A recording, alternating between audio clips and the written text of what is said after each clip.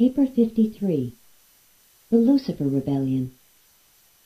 Lucifer was a brilliant primary Lenonendex son of Nebadon. He had experienced service in many systems, had been a high counselor of his group, and was distinguished for wisdom, sagacity, and efficiency. Lucifer was numbered 37 of his order, and when commissioned by the Melchizedek, he was designated as one of the 100 most able and brilliant personalities in more than 700,000 of his kind.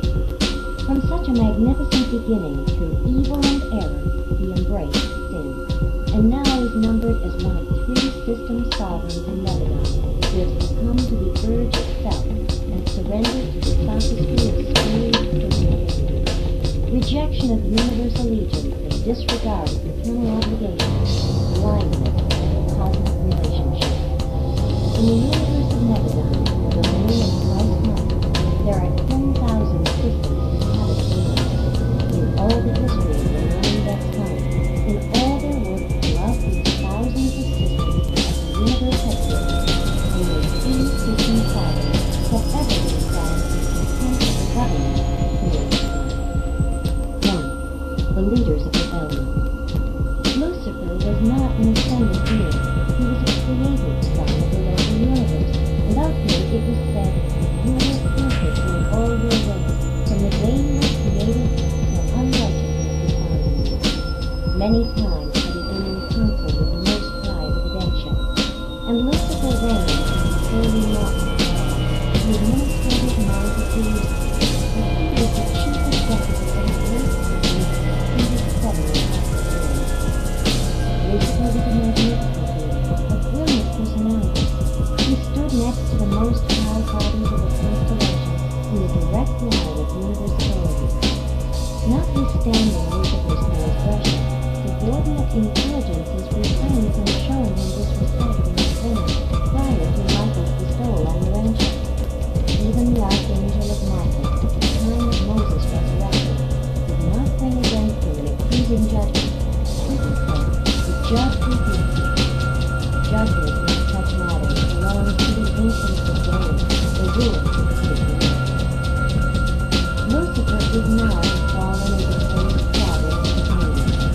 Self-contemplation is most disastrous, even to the exalted personality of the celestial world.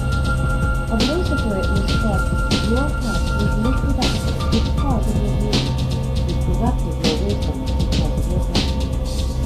Your olden prophet saw his sad estate and cried, "How are you fallen from heaven, How are you cast down, you who dare to compete with me?" Very little was heard of this time of worship, owing to the fact that he assigned his person to advocate his cause in the land. Satan was a member of the same family group of the Lemonians, but could never come into the system father. He entered fully into the Lucifer insurrection. The devil is none other than Caligastia, the deposed planetary prince of Urantia, and the son of the secondary order of Lenonendex. At the time Michael was on Urantia in the flesh, Lucifer, Satan, and Caligastia were leagued together to effect the miscarriage of his bestowing mission, but they signally failed. Abaddon was the chief of the staff of Caligastia. He followed his master into rebellion, and has ever since acted as chief executive of the Urantia rebels. Beelzebub was the leader of the disloyal midway creatures, who allied themselves with the forces of the traitor Caligastia. The dragon eventually became the symbolic representation of all these evil personages. Upon the triumph of Michael, Gabriel came down from Salvation and bound the dragon, all the rebel leaders, for an age. Of the Jerusalem surrounded rebels it was written, "And the angels accept not their person's hate, but left their own habitation, he has reserved in sure chains of darkness to the justice of the great day." 2. The causes of rebellion. Lucifer and his first assistant, Satan, had reigned on Jerusalem for more than 500,000 years. When in their hearts they began to array themselves against the universal Father and his then vicegerent son, Michael. There were no peculiar or special conditions in the system of security. Gabriel who was suggesting in favor of rebellion. It is our belief that the idea took origin and form in Lucifer's mind, and that he might have instigated such a rebellion no matter where he might have been stationed. Lucifer first announced his plan to Satan, but it required several months to corrupt the mind of his evil and brilliant associate. However, once converted to the rebel theory, he became a bold and earnest advocate of self-assertion and liberty. No one ever suggested rebellion to Lucifer. The idea of self-assertion in opposition to the will of Michael and to the plans of the Universal Father representing Michael had its origin in his own mind. His relation to the Creator's Son had been intimate and always cordial. At no time prior to the exaltation of his own mind did Lucifer openly express his satisfaction about the universe administration. Notwithstanding his silence, for more than 100 years of standard time, the union of days on Saturday had been receptivating to Uversa that all was not at peace in Lucifer's mind. This information was also communicated to the Creator's Son and the constellation fathers of Norlashidah. Throughout this period, Lucifer became increasingly critical of the entire plan of universe administration, but always professed wholehearted loyalty to the Supreme Ruler. His first outspoken disloyalty was manifested on the occasion of a visit of Gabriel to Jerusalem just a few days before the open proclamation of the Lucifer Declaration of Liberty. Gabriel was so profoundly impressed with the certainty of the impending outbreak that he went direct to Aventia to confer with the Constellation Fathers regarding the measures to be employed in case of open rebellion. It is very difficult to point out the exact cause or causes which finally culminated in the Lucifer rebellion. We are certain only one thing, and that is, whatever these first beginnings were, they had their origin in Lucifer's mind. There must have been a pride of self that nourished itself to the point of self-deception, so that Lucifer, for a time, really persuaded himself that his contemplation of rebellion was actually for the good of the system, if not of the universe. By the time his plans had developed to the point of disillusionment, no doubt he had gone too far from his original and mischief-making pride to nibble himself.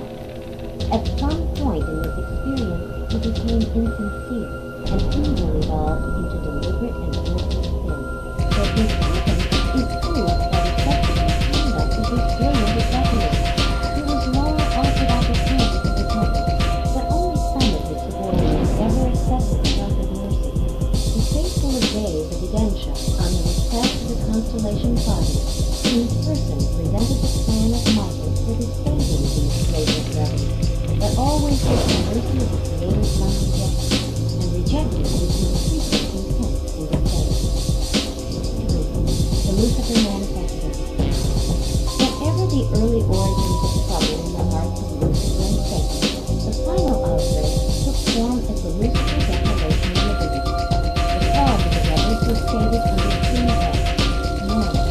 The reality of the universal Father.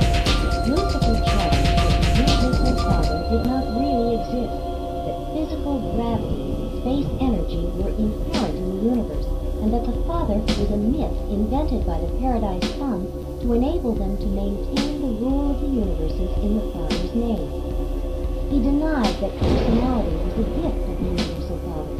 He even intimated that the actual personality, as it is discernible on Paradise. He traded on reverence of ignorance. The charge was sweeping, terrible, and blasphemous. It was this veiled attack upon the Finaliters that no doubt influenced the ascendant citizens then on Jerusalem to stand firm and remain steadfast in resistance to all the rebels' proposals. 2. The universe government of the Creator's Son, Michael. Lucifer contended that the local systems should be autonomous. He protested against the right of Michael, the Creator's Son, to assume sovereignty of Nebadon in the name of a hypothetical Paradise Father, and require all personalities to acknowledge allegiance to this unseen Father. He asserted that the whole plan of worship was a clever scheme to aggrandize the Paradise Son. He was willing to acknowledge Michael as his Creator Father, but not as his God and